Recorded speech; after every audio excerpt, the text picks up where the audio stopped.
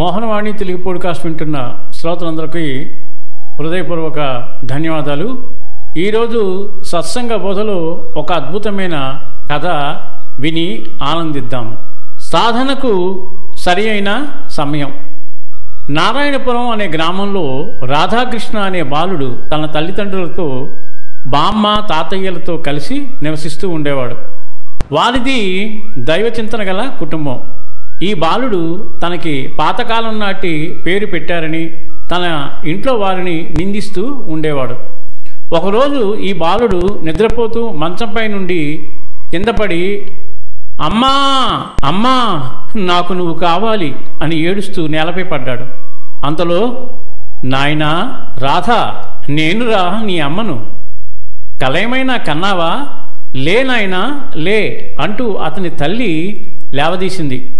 రాధాకృష్ణ కళ్ళు నులుముకుంటూ తనకొచ్చిన కల గురించి తన తల్లికి ఈ విధంగా వివరించాడు. రాత్రి నేను పడక గదిలో మంచంపై పడుకున్నప్పుడు ఏదో అలికిడి కావడంతో ఉలిక్కిపడి కళ్ళు తెరిచి చూశాను. నా ఎదురుగా ఒక దివ్య కాంతి ప్రకాశిస్తూ కనబడింది. చూస్తూ ఉండగా ఆ కాంతి ఒక స్త్రీ రూపాన్ని దాల్చింది. దేదీప్యమైన కాంతులతో వెదజల్లుతున్న ఆ స్త్రీమూర్తి సాక్షాత్తు ఆ జగన్మాతేనని గ్రహించి నేను అమ్మా అంటూ ఆ తల్లి పాదాలపై పడాలనుకున్నాను. కానీ మంచంపై నన్ను ఎవరో కట్టేసినట్టు అనిపించడంతో ఒక్క అంగుళం కూడా కదలలేకపోయాను. ఏమైంది నాకు అనుకుంటూ ఒక్కసారి నా శరీరం వైపు చూసుకుని ఆశ్చర్యపోయాను. నా శరీరం బక్క చిక్కిపోయి చర్మం ముడతల పడిపోయింది. లేచేందుకు ఏమాత్రం ఓపిక నాలో మిగలలేదని, నాకు అంత్యకాలం సమీపించిందని అర్థం చేసుకున్న నేను ఆ పరమేశ్వరి వంక చూస్తూ, తల్లి నన్ను నువ్వే కాపాడాలి, నాకు నీ వద్దకు రావాలని ఉంది అని అన్నాను. అవును కుమారా, నాతో తీసుకువెళ్లాలని ఉంది, కానీ నీవు ఈ జన్మలో చేసిన పుణ్యం అందుకు సరిపోయేటట్టు లేదు, అదే నా బాధ అంది జగన్మాత విచారంగా. అమ్మా, నేను ఇప్పటి వరకు ఎవ్వరికి కష్టం కలిగించకుండా ఉన్నానే, అది సరిపోదా అని అడిగాను నేను. సరిపోదు నాయనా, నువ్వు నాతో రాగలిగేందుకు కావలసిన అర్హతను పొందాలంటే నీకు లభించిన మానవ జన్మను భగవత్ సేవకు అంకితం చెయ్యాలి. నేను నీకిచ్చిన ఈ 95 సంవత్సరాలలో నువ్వు ఏనాడు నా సన్నిధిలో దీపం కూడా వెలిగించినట్లు లేవు అంది పరమేశ్వరి. నిజమేనమ్మా, నువ్విచ్చిన సుఖాలను అనుభవించానే తప్ప ఇన్నాళ్ళు నిన్నెలా సేవించాలో నేను అసలు ఆలోచించలేదు. నన్ను మన్నించమ్మా, నాకు ముక్తిని ప్రసాదించు అని అమ్మను వేడుకున్నాను.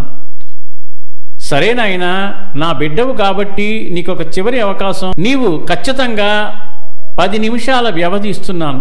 ఈ 10 నిమిషాలలో నీకు తోచిన విధంగా నన్ను సేవించి నాతో వచ్చేందుకు అర్హతను సంపాదించునాయనా అంది పరమేశ్వరి.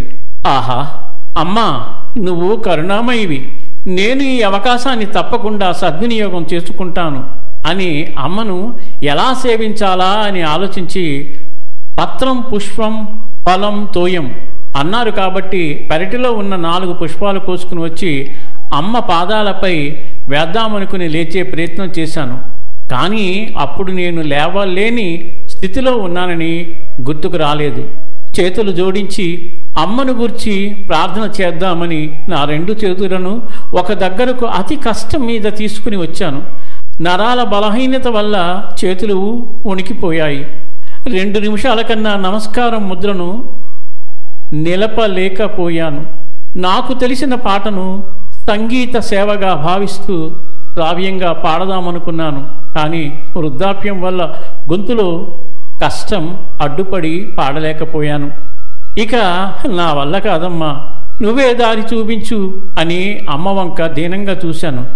అయ్యో నాయనా, నువ్వు పడుతున్న అవస్థను చూడలేకపోతున్నాను, పోనీ నీకు వచ్చిన స్తోత్రంతో నన్ను స్తుతించు అని అడిగింది జగజ్జనని.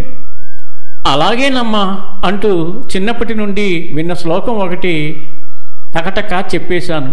కానీ నా పళ్ళన్నీ ఊడిపోవడం వల్ల ఆ శ్లోకంలో చాలా పదాలు స్పష్టంగా పలకలేకపోయాను. అందువల్ల కొన్ని పదాలు అర్థాలు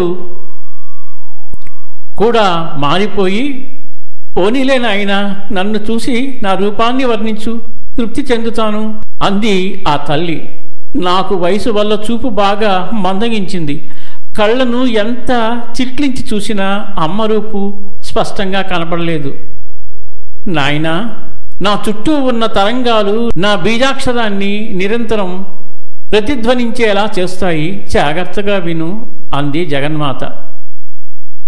నా 70వ ఏటనే వినికిడి శక్తిని కోల్పోవడంతో చెవులు రెక్కించి విన్నప్పటికీ ఎటువంటి శబ్దము వినపడలేదు.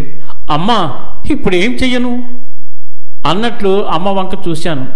ఇక ఆఖరి ప్రయత్నంగా నీ మనసుకు ఒక 2 నిమిషాల పాటు నాపై లగ్నం చెయ్యి అంది తల్లి. 2 నిమిషాలు ప్రయత్నించిన తర్వాత, మహనీయులకు సైతం మనసును ఏకాగ్ర చిత్తంతో నీపై నిలపడం సులభం కాదు. నా వంటి అల్పునికి అది ఎలా సాధ్యపడుతుందమ్మా? నా వల్ల కాదు అని అన్నాను. దీనంగా జగన్మాత నాకు ఇచ్చిన 10 నిమిషాల గడువు ముగిసింది. అమ్మా, నిన్ను ఏ విధంగానూ సేవించలేకపోయాను అని కడు దుఃఖంతో అన్నాను. పశ్చాత్తాపంతో నా కళ్ళ వెంట నీళ్లు ధారాపాతంగా కారిపోతున్నాయి. ఇదంతా నీ స్వయంకృతం నాయనా. నువ్వు తరించడానికే మానవ జన్మ లభించిందన్న విషయం నువ్వు విస్మరించావు. నీ పేరు చెప్పినప్పుడల్లా నా నామాన్ని స్మరించావు. కనుకనే ఈ విధంగానైనా నీకు నా దర్శన భాగ్యం కలిగింది. భగవద్విషయాలను జీవిత చరమాంకంలో తెలుసుకోవచ్చని అనుకోవడం అవివేకం. నీకు మానవ జన్మ లభించిన దగ్గర నుండి ప్రతి నిమిషము అమూల్యమే నాయనా. భగవద్భక్తికి బాల్యంలోనే బీజం పడాలి. జీవితం చివరిలో సత్యాన్ని గ్రహించిన చేసేందుకు శరీరం సహకరించేపోయే ప్రమాదం ఉంది. సమయం విలువను తెలుసుకోమని చెప్పి ఆ దివ్యకాంతి అంతర్ధానమయ్యింది. కలలో జగన్మాత చేసిన బోధన గుర్తు చేసుకుంటూ రాధాకృష్ణకు తను చేస్తున్న తప్పులన్నీ తెలియవచ్చాయి.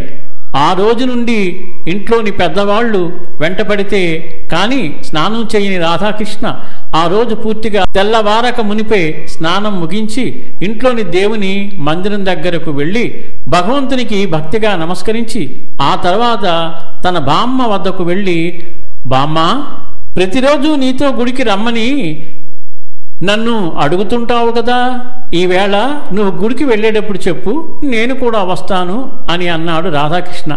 ఎప్పుడూ నేనింకా చిన్నవాడిని, నాకప్పుడే గుళ్ళు గోపురాలు భగవంతుడు భక్తి ఎందుకే బామ్మ అంటూ చిరాకుపడే తన 12 ఏళ్ల మనవడు రాధాకృష్ణలో అకస్మాత్తుగా వచ్చిన మార్పును చూసి ఆశ్చర్యపోతూ, అమ్మా పరమేశ్వరి, ఇన్నాళ్లకు నా ప్రార్థనను విన్నావా తల్లి అని ఆనందపడిపోయింది రాధాకృష్ణ బామ్మ. ఈ రాధాకృష్ణలాగే మనం కూడా ఇప్పటి నుండి వీలైనంత ఎక్కువ సమయం భగవత్ సేవనకు ఉపయోగించుకుని మన జన్మలు ధన్యం చేసుకునే విధంగా ఆ సాయినాథుడు మనందరి చేయి పట్టి నడిపించాలని వేడుకుందాం. చాలా అద్భుతమైన కథ అండి.